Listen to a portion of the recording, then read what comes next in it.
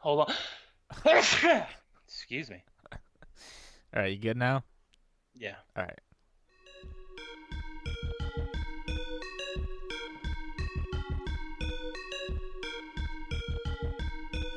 Boys, do spade.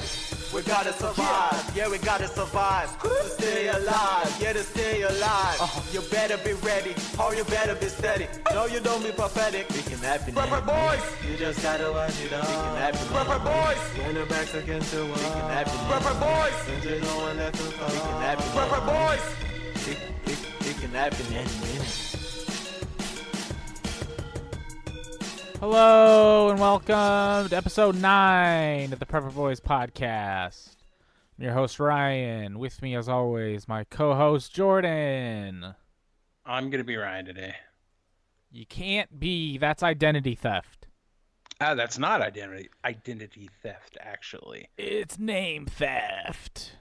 I mean, I guess you could argue that, but This still. summer, it's name theft. That'd be a With good... Ryan and Ryan. Ryan playing Jordan, and Jordan as Ryan. And my dog snoring in the background. Coming this summer. So, I don't know if you remember last week, there was a sneeze in the background on my side, and I said that it was my wife. Yeah? It wasn't. It was my dog. Wow. That's just a Yeah. little behind-the-scenes look at Prepper Boys podcast. See y'all later. If the apocalypse happened, would you change your name? Would you go by a different name? Yeah, I'd be Ryan. I mean, because you could be kind of whoever you wanted, you know what I mean? I would lie all the time. I already lie as it is. I mean, yeah, that is true. You do. I would just keep lying more. I'd lie all the time. You would have to lie at least a little bit, like if you were... Well, you'd have to pick a skill that doesn't come in handy often. You couldn't say like, yeah, I used to be a doctor. I can fix any wound. And they'd be like, all right, great, you can join us. And then when somebody gets injured, you're like, I don't know what to do. I thought you were going to go with, he says, and I can fix any wound. And the guy just stabs himself. He's like, all right, fix that. No, that's a weird interview process. It would be hilarious. But that's what. See, that's what the apocalypse needs. It needs humor. Just needs a few people laughing it up. We need some performance artists. Yeah. I think that in any like shit hits the fan scenario, that's probably my role. And I die early. I mean, you're also probably going to be ended up as a sex slave anyways. No, I don't think so. Yeah. You're small. You're easy to catch. I'm not that small. I'm not that easy to catch. I remember back in college, you would always be like, let's wrestle. And I would end up Yeah, grabbing you and but you've got like you're yourself. twice my size. Is that a fat joke? Yes. It's a fat fact. I'll allow it. You're big. You're bigger than me. I'm faster than you. I still caught you. Because we were in my apartment or dorm room. Hey, I don't discriminate on where I'm at when I catch somebody. If we're out in the open, I would outrun you instantly. Until you had to stop to get breath. No, but what I would have more breath than you. Yeah, but you smoke. Yeah, I'm still faster though. Yeah, I just have to wait you out. Tortoise in the hair, man. No, Haven't you learned anything? no, it's not how it works. Then I would just leg shot you. You can't. Yeah, I can. I got It's the metal apocalypse. legs. Anything can happen. I got metal legs that ricochet right off. I don't believe that at all. What's going on with you, man? Not too much. I just trying to survive. Did you guys get hit by that subtropical storm? Yeah, it wasn't that bad though. Yeah. There was just a lot of rain. Yeah. People were kind of making a big deal about it, and then it happened, and everybody was like, okay, never mind. Yeah, that's the one thing. Unless it is tropical storm or above, nobody here seems to really care. Well, I mean, it's just rain otherwise. Yeah, but I mean, here the power goes out if you blink too hard. Did you guys lose power? We actually did for a little bit. Was it scary? No, it was in the middle of the day. Oh, God. That's the worst. Yeah, it was a little hot, but At least if the power goes out at night, you can go to sleep, right?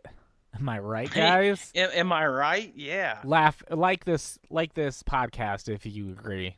Sad One, reacts if you disagree. one share equals one like. One share equals one like. Yeah, nothing's really happening here. We've had like no tornadoes this year. We've not had really any storms or anything either. Yeah, that's kind of crazy. I was seeing that. Have y'all had one yet? Because Well, in we had one tornado that fucked some stuff up, and well, I that know was it. Oklahoma hadn't had one up until May, correct? Oklahoma went all through April without a tornado. Yeah, All it's the through. first time it ever happened. That they hadn't had a tornado before the start of May, and I think even then it's not been nearly like. Typically, every year we have one that's pretty big. You know, whether that's Moore or Joplin or one. Tuscaloosa. Yeah, there's always usually one big one. And I haven't seen really any at all. One went through Mountainburg, um, kind of near Fort Smith, and that was it. Oh yeah, that was my old route whenever I would drive to work. Yeah, and there's a pretty gnarly video of it, like a car. This woman that was actually recording it, and it hit their car and sent them sideways. Oh wow. It was pretty gnarly. But they were both fine. And I think actually the thing that turned them was they had a trailer on the back. I think had they not, they probably would have been fine. And they were probably driving too fast. They probably should have pulled over. I mean, also when a tornado is coming right at you, why would you even be driving unless you knew you could get away? Well, no, it was running parallel, Oh, and then it turned. and then it turned. Yeah. So yeah, they probably should have just pulled over anyways. Cause I don't know. I mean, I don't know. But and then it wrecked the city pretty hard. But even that, I don't think was anything too crazy. The most destructive thing that's happened in the past 3 months here, was that a meth lab blew. Well, I don't know. I don't really know what the circumstances were of it. I don't think it was a meth lab that blew up. It was a guy. I think he had booby trapped the place in Tallahena. Oh yeah, that one. I believe that what happened was he had booby trapped his little safe house. So when the SWAT team came and kicked the door in, the building caught on fire and he died in the fire, and all the cops were fine. But yeah, that was and it caught like 3 buildings on fire and it burned one of them down completely. But that was it. That's the most destructive thing that's happened, which is pretty fucking gnarly for this time of the year in Arkansas. Yeah. Well, that was in Oklahoma, but Well, yeah, but same difference. yeah, I have seen a meth lab blow up before. I've never seen it blow up. It was when I was living in Northwest Arkansas. We heard a couple of pops, and it sounded like gunfire, honestly. And so I grabbed my gun, and I was kind of peering out the windows a little bit just to see if I could find where it was coming from. And then about that time, my wife, well, then girlfriend, just points and goes, "What the fuck?" And I look up, and all of a sudden, boom, and this huge fireball comes out of this apartment building. And we gathered up the animals. We thought we were going to have to evacuate, but they ended up getting under control. But it was very interesting watching that happen. Yeah, they had a meth lab blow up at a hotel down the road from us the other day. Yeah, meth heads are pretty crazy. Pretty dangerous folk. I used to work at a pizza place, and we hired a lot of meth heads for dishwasher jobs. Yeah, dude, I know so many people from where we grew up who are like always on Facebook, like, "Diction, I beat it." I'm like, no, you didn't. Yeah. Well, we had one dishwasher in particular that meowed. She would just walk around, meow, meow. Oh, sick. And so one of the guys that I worked with, or a couple guys I worked with, they're into it a little bit.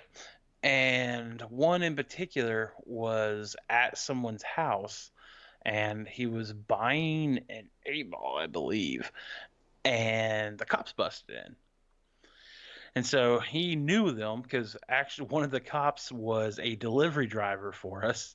He moonlighted there after work. And so he knew him and he was like, looked at him. He was like, hey, man, I'm not doing anything here. These are just my friends. I didn't know what's going on. I got to work tonight. Can I call someone to have them come up here and get my shirt? Because he had his work shirt with him. They're like, oh, yeah, sure, whatever. So he calls guy. And doesn't tell him anything. Doesn't tell him what happened. Just tells him, hey, come up here and get my shirt. You need to work for me. So he gets up there, and hearing the story from both perspectives was just so amazing because it was just the innocence from one side, and then uh, I guess the genius of what the other one was trying to do. And so whenever the guy gets there, the dude that got busted hands him his shirt. And he's like, "Hey man, here you go." And he's like, "See you later. Thanks for coming." And guy's like, "Oh, no problem." Slings the shirt over his shoulder, and about two bags come flying out of it. And they immediately cuffed the guy and arrested him there. Yeah. Fucking, that's the one thing you can count on is druggies getting out of things. Yeah. I remember a friend of mine so when we started high school, I was like taking advanced math classes. So I was in ninth grade, but I was taking the junior level math class. And my friend's brother, who was a fifth year senior at the time, was Nice. in that same math class. And his name was John. And they had drug dogs come through. And John used to get busted with drugs all the fucking time. And so they come over the announcement system, the intercom, and they're like, all right, teachers, we're doing a drug raid. Don't let your kids leave the class. The dogs are sweeping the lockers right now. And John's like, oh, well, you're not going to give me this time because I have it on me. And he pulled a bag of weed out of his backpack. And the teacher was just like, John, what the fuck? And it would be so awesome if the teacher like just felt so bad. He said, "Shut up and put it back in your pocket. You're an idiot."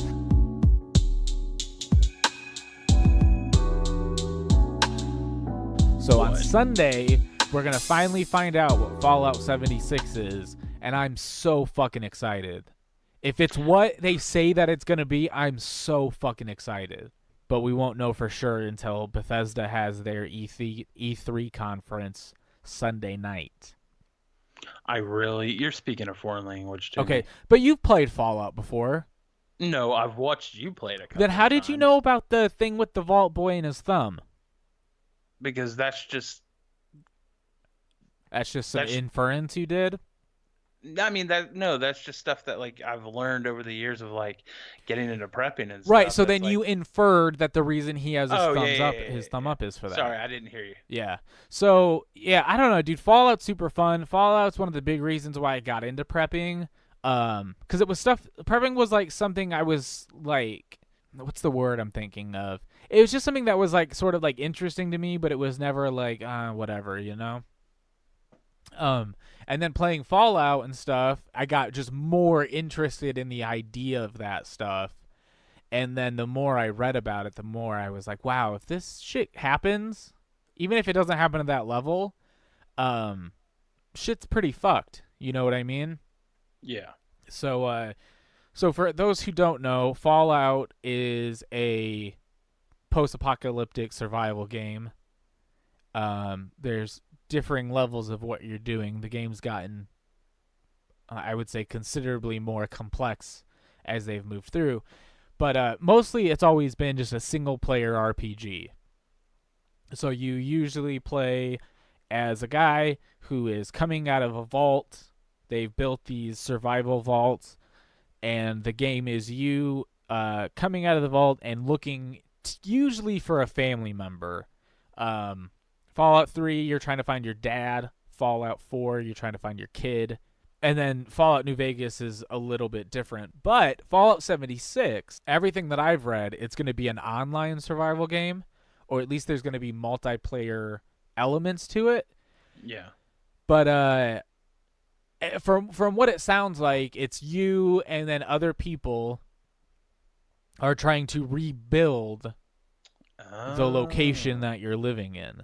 without getting into too much of a point where we're going to tune everybody out, these are just like unconfirmed rumors and stuff. But basically what the game is you come out of the vault and then you and the other players online are like building settlements and all that. If that's what it fucking is, that's so awesome. Because it really is sort of like a real world like exercise. You know what I mean? I hate you. No, it sounds interesting. And what do you play that on? What system? I'll play it on PC, but you can play it on PC, or I think it's supposed to come out on PlayStation and Xbox. What I'd like to do too, depending on if it is what it's being said to be, then I want to try to get either a server or just a faction of people together through the podcast to play together and just kind of see how it goes down, because I think that'd be pretty fucking awesome. But that's far from the only thing happening in the Doomsday news this week. Let's check the Doomsday Clock. In the Doomsday news, Jordan, North Korea and Trump are going to meet, I guess. Supposedly. We'll see. They're, 6 days away? It's supposed to be the 12th, right? I believe so. And everything I've been reading there, it's all back on. It was the weirdest fucking turnaround. It was literally like Trump's like, we're not doing it. And then the next day they're like, okay, we're going to do it. Not gonna happen. Okay, it's gonna happen. It's like when you try to break up with somebody and they call your bluff. You're not gonna do it. Yeah. I'm gonna break up with you unless you suck my dick right now. And then they break up with you and then you're like, all right, never mind, you don't have to. All my girlfriends say that to me. Oh, they say it to you. Yeah. I always have girls trying to get me to suck their dick. We need a talk. We'll see what happens with all that. I don't fucking know anymore. I don't know, man. It's just a pain in the ass, every bit of this fucking meeting between them. Nothing's gone to plan or made any sense. Maybe it is the plan. Maybe this is the plan. What's happening? Just to go back and forth forever? Yeah, wag the dog, man. Create something that everybody's paying attention to so stuff can happen in the background. Well, man, I don't know. Still think it's a long con. Not going to change that. Think so? Yeah. Maybe. It's one of two things. Either Trump was like, hey, Kim, I can get you really rich if you just do some shit that I tell you to. So let's have some peace talks and all that. Or Kim's like, I'm gonna try this out and then I'm gonna attack. What I think would be the most likely way that shit goes down would be a response to a false alarm nuclear attack from Russia or China. So a mistake. Yes. So not a mistake in the sense that we meant to respond to that. But the mistake was it wasn't a real attack coming in, and I wanted to go over this with you. This is a bit of an old article, actually. This was published last summer, but it just walks you through our attack policy, our nuclear response policy, which is known as launch under attack. So this is an article from NTI.org, which is the Nuclear Threat Initiative. And so this just kind of breaks down that from the time we read that, or not read, but by the time that the military says, "Oh shit, we see an attack coming in," they have about 30 minutes to determine whether or not to respond. And so we'll just go through the timeline real quick that they had. So the policy is launch under attack, which was put into place during the Cold War. And it was just a system to basically ensure that if we are getting attacked, we can attack back before we get hit. Yeah. And so that's how the whole system was put into place and the timeline of everything. So it's essentially everything that has to do with Donald Trump and not just Trump, but the president and, the football satchel and the nuclear codes and that whole system. This was all established during the Cold War. So It says that the only scenario in which the U.S. would intentionally launch ICBMs under attack is a bolt from the blue, a surprise nuclear attack. Russia is the only country with that capability. So in the scenario that they give us, it is Washington, D.C. at 11:45. And that would be, the reason for that would be because it'd be just about daybreak in Moscow. Yeah. So it makes more sense that they would launch them then. So basically what happened is, within the first minute after the launch, U.S. early warning satellites would begin to track them as they break through the clouds. Prior to that, we wouldn't see them. So you lose about a minute of that 30 minutes. So Russia launches, and from the second they launch, we have 30 minutes until they hit us, basically. Yeah. First minute's gone because early warning satellites won't see them until they break through the clouds. Once the satellites detect the bright plumes of the Russian missiles, they will relay those warnings to a ground station in Germany. About a minute later, U.S. early warning radars in places like the United Kingdom will also detect the Russian missiles headed towards the U.S. The U.S. has a limited missile defense capability, but even in the best case, it is only capable of defeating small attacks involving a few missiles. So if it's a Russian attack, we can't shoot them down, basically. From there, the reports will go to NORAD, the North American Aerospace Defense Command, and then they will have to confirm that the attack is underway. Now, this is where I go back and forth with this being a problem. The White House has what's called a crisis coordinator that NORAD communicates with, and they figure this out, right? They figure out what they're going to do next. In 1979, the crisis coordinator was the National Security Advisor, something Brzezinski. Brzezinski received a phone call in the middle of the night warning him that a Soviet attack was underway. He later recalled he had 3 minutes to decide whether to wake the president. Before the deadline expired, the attack was determined to be a training scenario tape left in NORAD's computers. So there have been several false alarms. And actually, there was a statistic in here. Let me find it. According to declassified data, there were 1,152 moderately serious false alarms between 1977 and 1984, an average of almost 3 per week. So, on the one hand, it seems like, wow, we're going to fuck this up at some point, right? Yeah. But on the other hand, it's like, well, fuck, we've gotten through like 1,500 of them. So, I don't know. I don't know whether or not I trust the system or not. You know what I mean? Once they woke the president up, there's now an absolute maximum of 8 minutes left to give the launch order. That is 8 minutes to locate the president and his or her top advisors, assemble them, brief them on the incoming attack, and for the president to select a response and confirm the decision. So really, when we're voting, we should be thinking about who would we want to be pushing the button.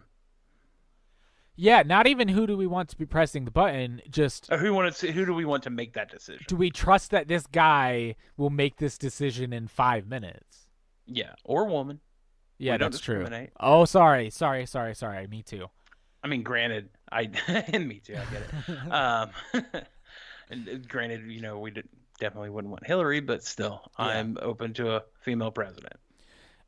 So once they have assembled everybody, they said that there's usually about 2 to 3 minutes left for the president to decide whether or not to launch 400 nuclear-armed ICBMs. The order must be issued within about 18 minutes of the initial warning because the launch sequence will take up the remaining time. So, basically, from the time that the missiles first get launched at us, the President of the United States has 18 minutes to figure out whether or not he wants to also launch back. If they don't make that decision in that time, there's a chance that not all of our missiles will be deployed. And there's been several the other way as well. In 1995, a Norwegian sounding rocket triggered a false alarm in Russia where President Boris Yeltsin was told that Russia was under attack from the United States and that he had less than 5 minutes to decide whether or not to retaliate. So yeah, it seems pretty high that that's what's going to do us in. Yeah. But again, I don't know because you can read hundreds and hundreds of stories of false alarms. there may be movies about this, but that I haven't seen. But I think that that would make a very good kind of like compelling and like tense and intense movie. Is the 8 minute? You call it 8 minutes, and it's the time. It's the entire 30 minutes that as this missile is launched and everything, and seeing that process. But like, obviously over the course of 2 hours, because you can do cutbacks to earlier in that day when decisions are made by, the enemy or whatever. And then, just all the innocence of like, the the US that's being attacked, and kind of like see that emotion, that drama. Uh, Anybody listening that has any contacts in Hollywood, Hollyweird, send that to them. I think that Hollyweird would love a film like that. Yeah, it would even be good as just a short film that you did in real time, like 24 with Yeah, Kiefer Sutherland. it's called 30 minutes. Yeah, because that's the thing, dude. Like it's not even just like should I do this. It's like if you have that of like, is this a false alarm again? You know what I mean?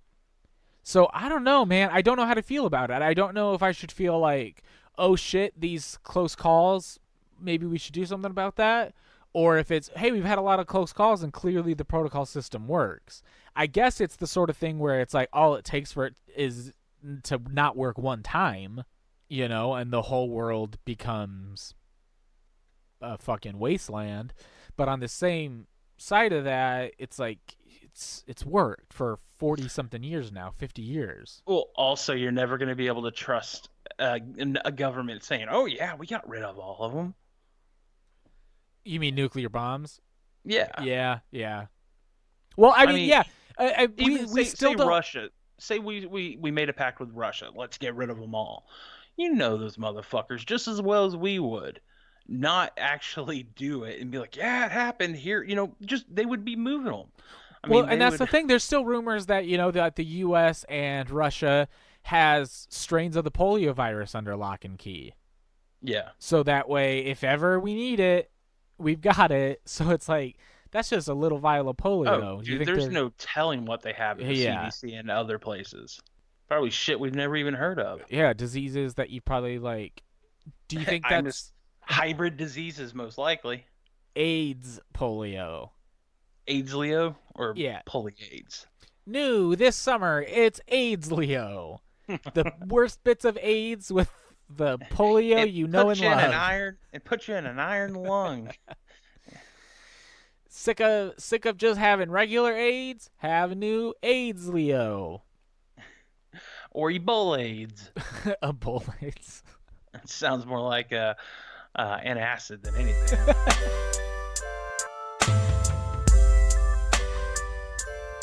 All right, well, do we want to, since any of that shit could happen, do we want to talk more about our supply list? Where are we at? Well, we're in First protection. aid? We're in protection. Oh, okay. Which is actually pretty good because you know more about this than I do. I still don't really know that much. You know more about guns than I do. Yeah, but it's not just about guns. I mean, what we have here is just a small sampling of, the subject matter, because the protection goes into defense as well, and defense, can Well, be everything from structures to clothing. well, let's just go over what things you think are good for protection. So, if you're stocking up guns and knives, what would you suggest to me to buy? I mean, ideally, you would have, at least a handgun, a shotgun, and a rifle. Um, they all have, different uses, and some of them carry over. I mean, you can hunt with a shotgun, you can hunt with a rifle, you can hunt with a pistol. You can use all of those for home defense as well. It's just depending on what you have, what your setup is, and where you're at.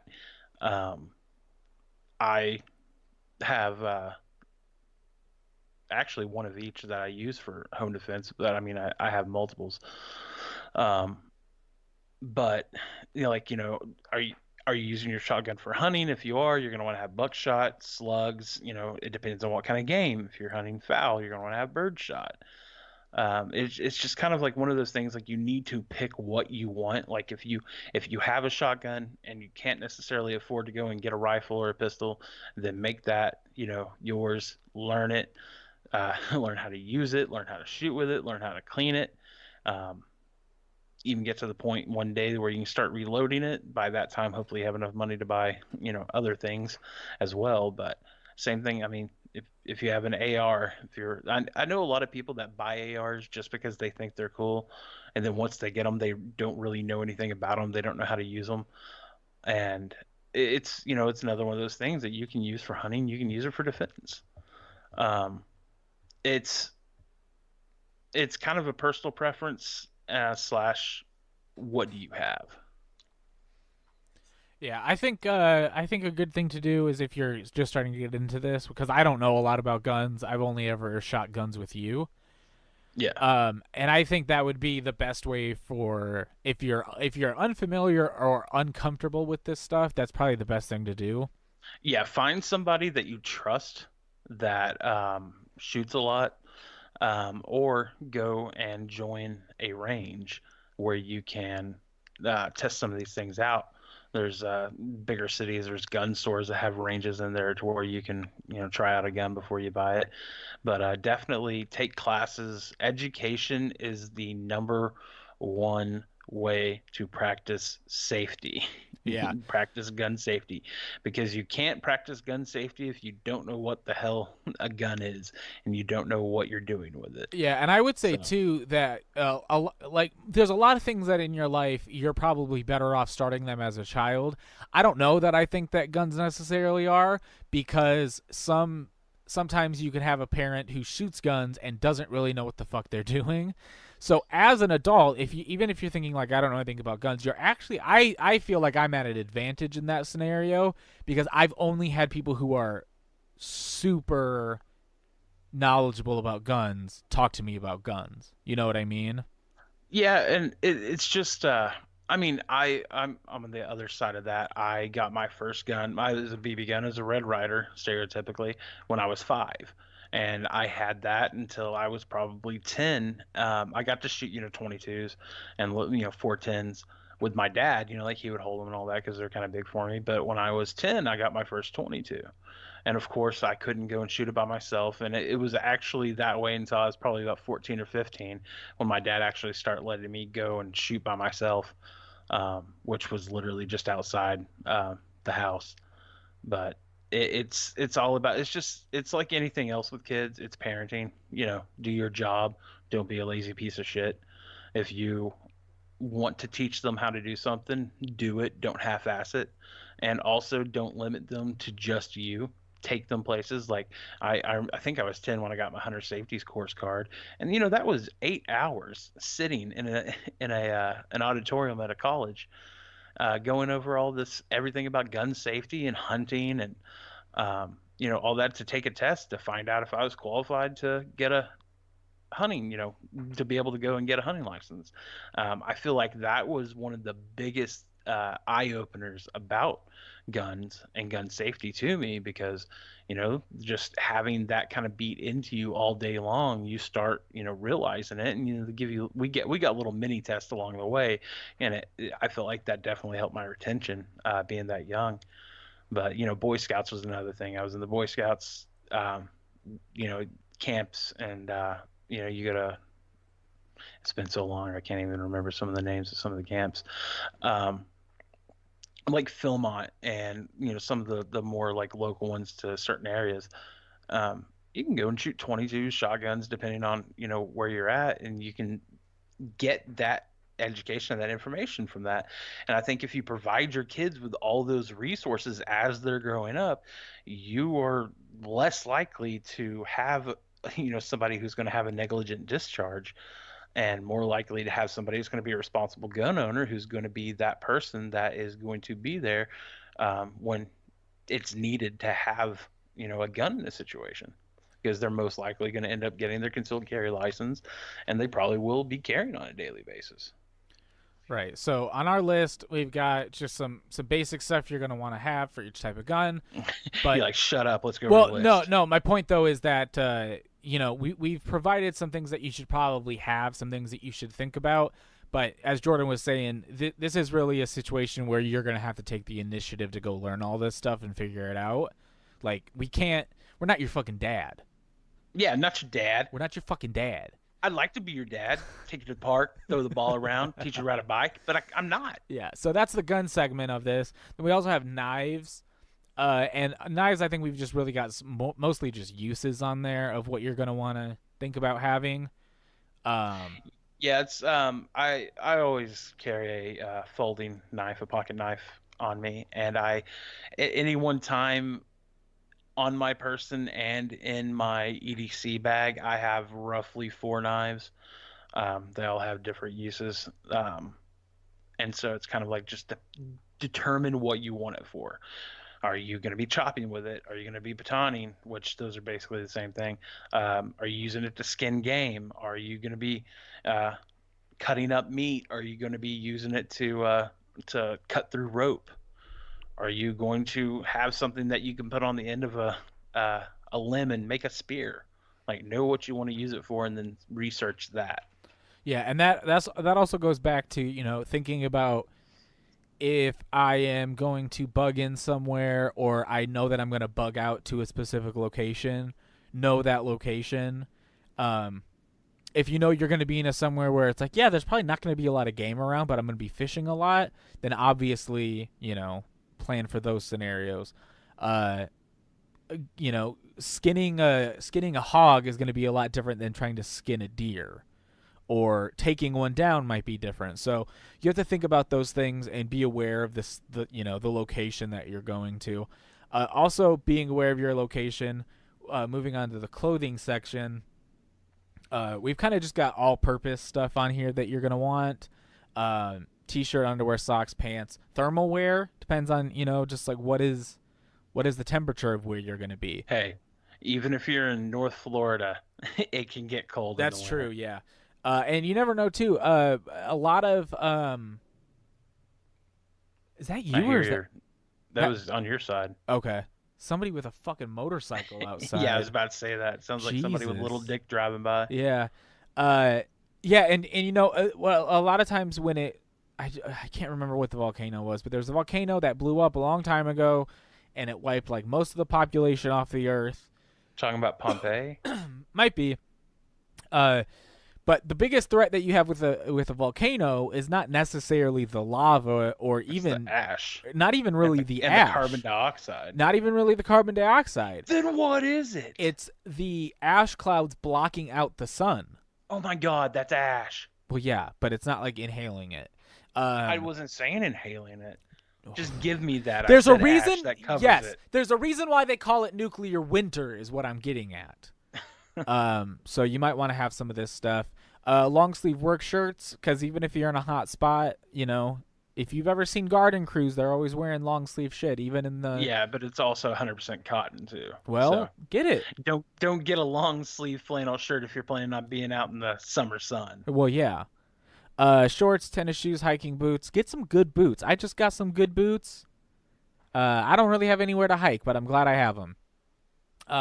Hats if you want them, sunglasses, belts, gloves, rain jackets, winter jackets, balaclavas, bandanas, sewing kits. Sewing kits important in case your shit rips. And then duffel bags and backpacks. I have a backpack that I keep some stuff in, and then I keep each section of this list. I keep things in duffel bags.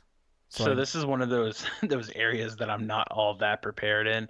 I don't really have any, like, I have like a pair of shorts, a pair of shoes, and like a shirt and a go bag, but I don't really have anything that's like, an actual like outfit that I would need in case. Yeah, and that's really easy too.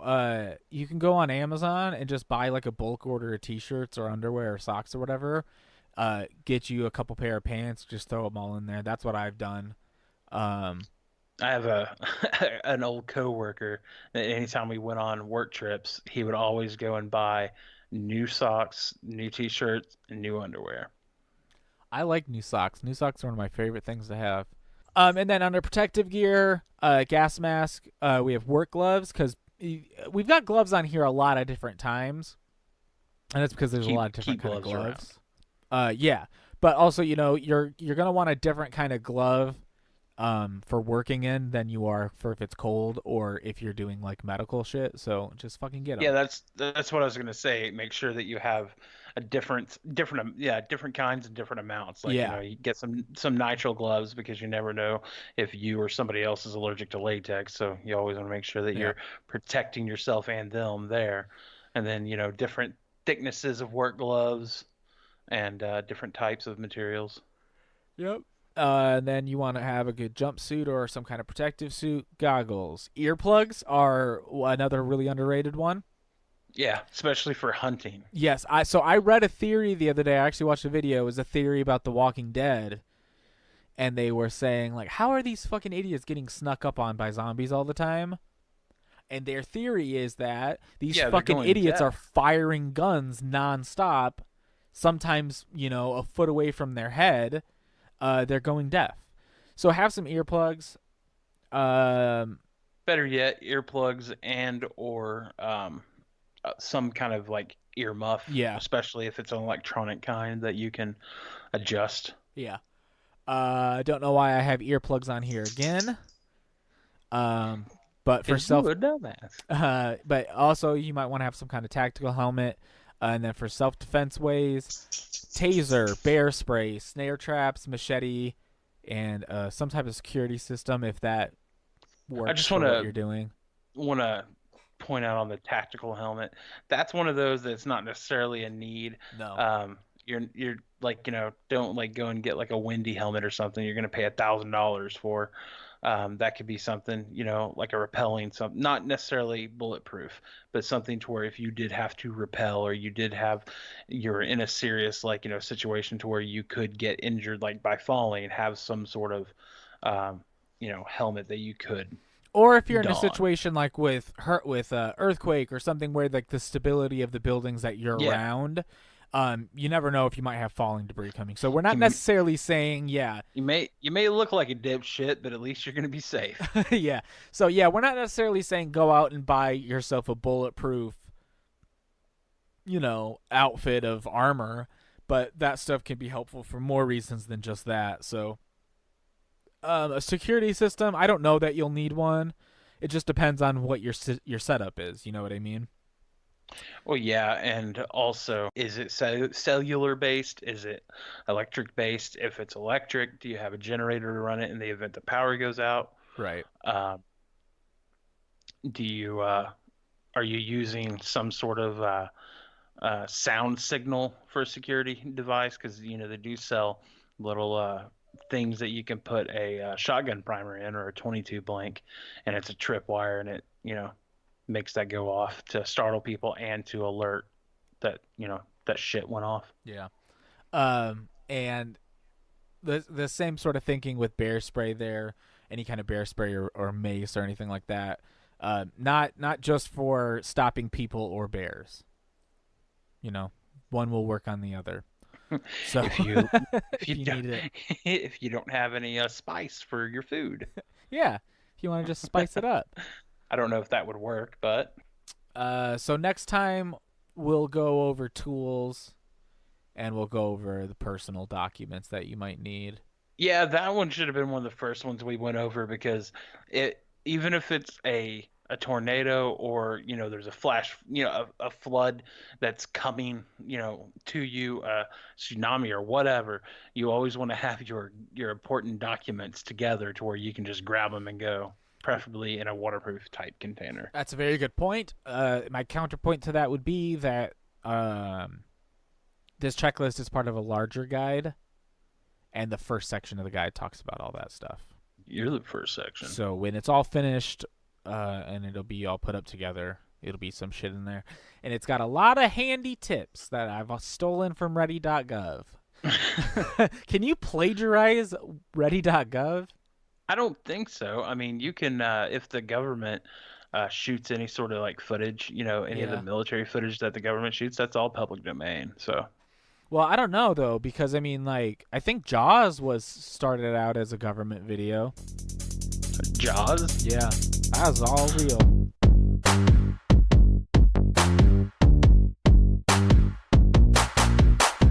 All right, So, is there anything else we want to talk about today, Jordan? I don't know. We're pushing pretty late already here on this. Yeah, I'm getting kind of hungry. Okay. Well, then, you know what time of the show it is? What time is it? Let's wrap this up. Let's wrap this boy up. Wrap it up. So, what did we learn today? I learned that my dog gets really upset whenever he jumps up on me to be petted, and I don't do it. He curls up in a ball on the floor and whines. We've also learned that a new video game is coming out on Sunday, and until that happens, well, it's not coming out on Sunday, but they're going to talk about it more on Sunday. And until that happens, I'm going to be pretty anxious because I really want to know about it. We also learned that you should take some gun classes, and that there's a lot of close calls when it comes to nuclear missiles, and I don't know whether that's a good thing or not. I don't know, man. It could be. It may not be. We don't know. We're not your dads. We're not going to tell you. We also know that Jordan is a Waco sympathizer. Shut up. I am not. I just know that there are certain things that just because the government does it doesn't make it right. Well, yeah, and also that's the hard thing too, is that you can sympathize with people even if they're fucking crazy sometimes. You know what I mean? Yeah, I mean it's the idea of I may not agree with what you're saying, but I'll defend to the death your right to say it. I don't. You'll defend to the death. If someone said, "I'm gonna kill you," I'm gonna kill you unless you disagree with David Koresh. But that's one of the things that, like, you know, I struggle with is like I'm trying to, like, you know, you speak my opinion, but I'm sitting there thinking, like, you know, based off of what you see in the news, fake news, and what you see in like movies and television and stuff, if you go by all of that, then you're probably a paranoid person, and you think that no matter what you say, the government or somebody is going to try to use it to prove that you're crazy and take your rights away and everything. And it's kind of one of those things to where, like, I want to make sure that my actual opinion is put out there. So, you know, I play devil's advocate a lot, just because I feel like if you can't see the other side, then there's no point in having an opinion. Yeah, that's true. And understanding the opposition side is usually key to informing your own opinion. Exactly. Otherwise, you're just a fucking psychopath. Yeah, and we're not your dad, you psychopath. Yeah, we're not your dad, psychopath. Take your own gun class. Yeah, we're not going to teach you about it. Make it our brother to go out there and take you shooting in the back, but you know what? We don't give a shit. We're going to be inside drinking our beers. We're going to be inside. We're not your dad. That is going to do it for this episode of the Prepper Boys podcast.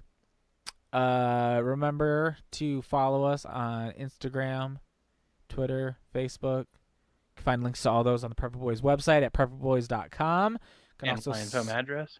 Yep, and you can also send us your questions to prepperboys@gmail.com. And if you want to send us free shit, we're always open to that. We'll always talk about it. I've been taking Survivor Guard. Well, I'm actually out of Survivor Guard now because I've been taking it every day. But I liked it. It's good. I mean, you didn't experience anything negative, right? Didn't experience anything negative.